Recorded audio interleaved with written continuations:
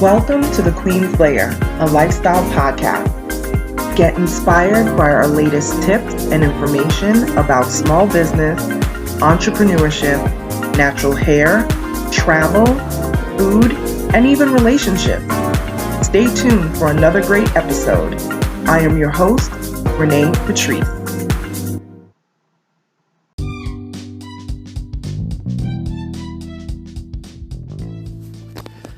Welcome back, everyone. Thank you so much for tuning into my podcast once again. It has been a couple of weeks, almost 3 weeks, I think, since I've been on talking to you guys. And I just wanted to check in. It's been a little hectic these past couple of weeks. So I've just been trying to get all my ducks in a row, for business stuff that's coming up. This quarter is almost at the end. We're almost at the end of Q1. That will be the end of March, which I can't even believe that we're already coming into the last week and a half or so of March, which is like crazy to me. But yeah, here we are. So I just wanted to circle back with you guys. I know that this is Women's History Month, and I haven't really got a chance to talk a lot about it, but I usually try to cover Women's History Month a certain way, but this year I think I'm going to do things a little bit differently, and I'm just going to say this. Women are always trying to get in line with and measure up to where men are in business. And I can tell you, in my personal opinion, I don't think it's ever going to happen. That doesn't mean I don't think we should stop fighting for it. I think we should still be putting it out there that we need to make as much as the average man in business. We need to be recognized for our talents, just like any man in the business world, blue collar world, whatever it is. We all know that women disproportionately are lower as far as the finance scale when it comes to that. But what's interesting is that women are out here killing the game, especially black women in the small business arena. And yeah, we are winning some of these contracts, but those large contracts seem to be eluding us a lot. So I am always in support of organizations that help to propel women ahead, because there has been so much time that we have been held back. And I am always going to support entrepreneurs, especially female entrepreneurs, and, even grinding down even further than that, Black and Latina female entrepreneurs. But female entrepreneurs in general, I don't want to leave out my Asian sisters, the Caucasian women. I don't want to leave them out, because we all feel the pain at certain points along the way. But I have to go with my community, and my community is Black and Latino. That's the community that I know. That's the community that I've grown up in and around for the most part. So I am always going to be in support of them. And I know what it's like to be a woman of color in this business industry.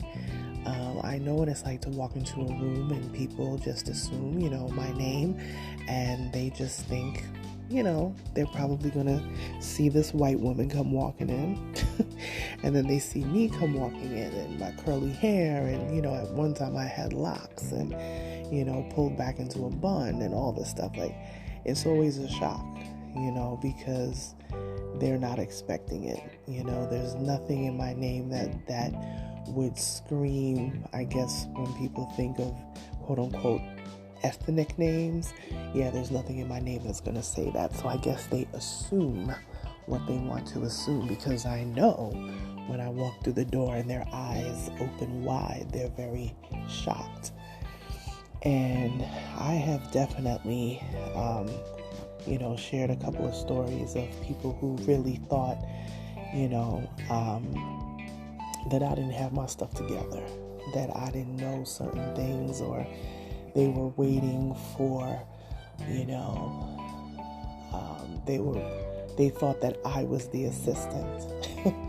And there's been a lot of different things that have happened, and I know partly because being a woman, then on top of it being a black woman, being a very outspoken black woman, I'll never embarrass people in mixed circles and things like that, but I definitely will always fight for Black and Latino women to be recognized in our spaces that we dominate. And even the ones that we want to conquer, I will always support that, because we have a breadth of talent and expertise that only we know how to bring to the table, And like I said, female entrepreneurs in general, I will always support, but I definitely will look into and around my community first and then branch out from there, which I think anyone should do. I think that is the job of people. You service the people around you first, and then you branch out from there.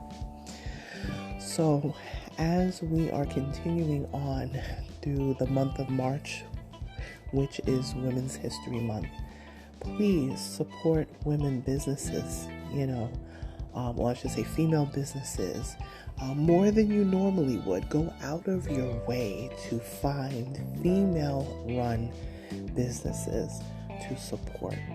It doesn't happen every single day. I mean, I spend money where I feel like I'm appreciated, but I do go out of my way to look for specific businesses where I say, I want to put my dollars towards this.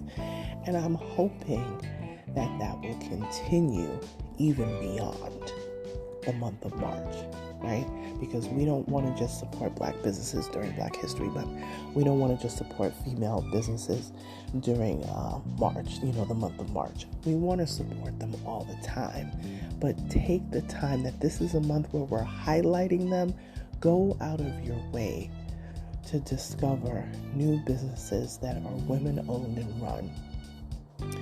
And I am sure that you will find new finds, new things, new people to connect with, new networks, because one thing I can tell you, female business owners, we love a good conference, and we are some networking chicks. I'm telling you, we network like crazy. I know some men, they get on the golf course and things like that, and I'm not down in that, but I'm telling you, when women get together at these conferences,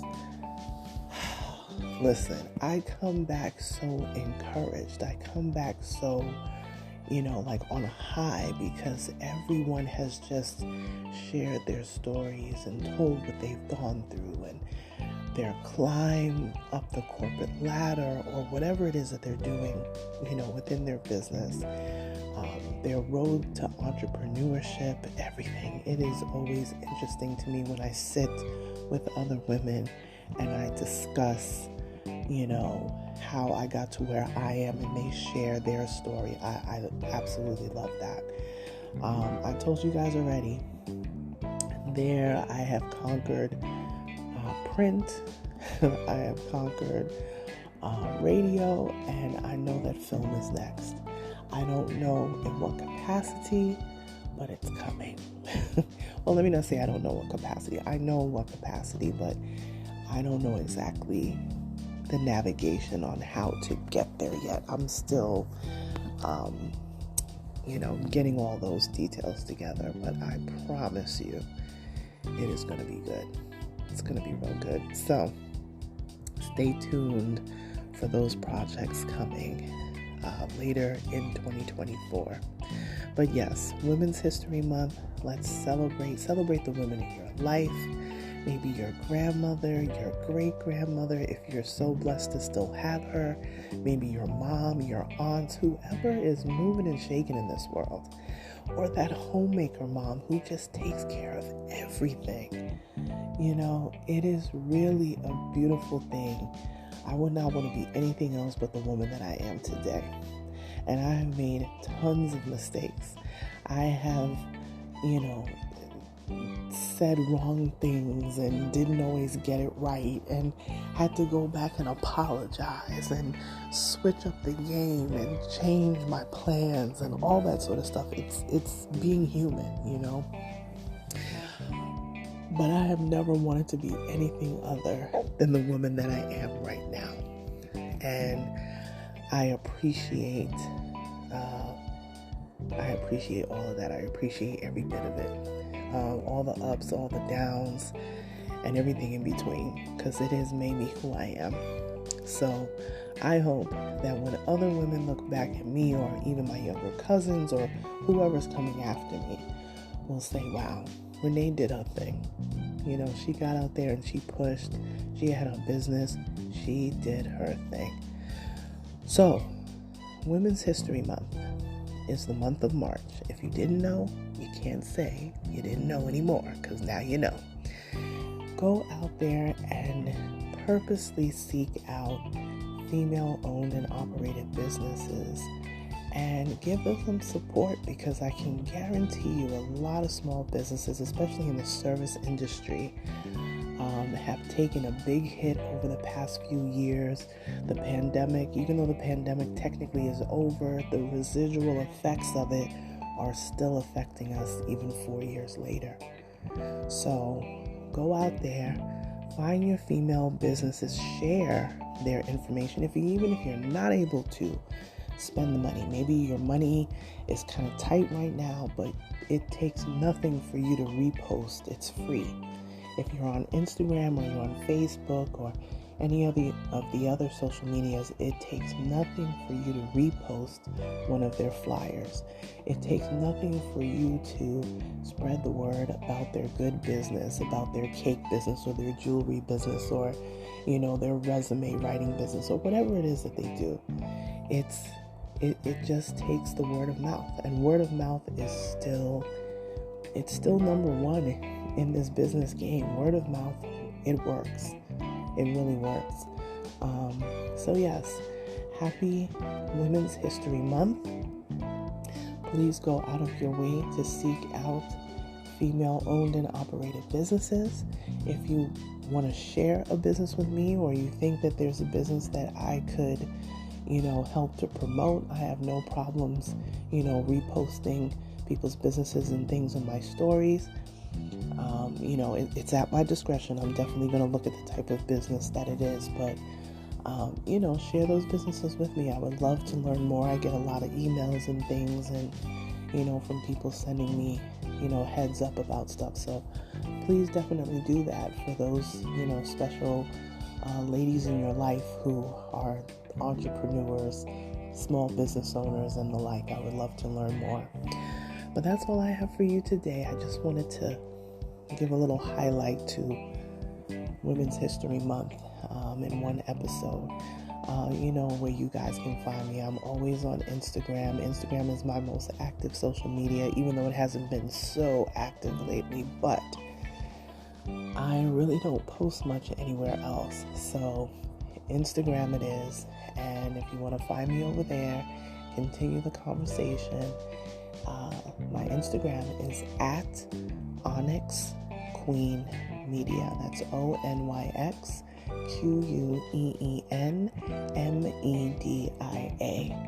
And I will talk to you guys soon.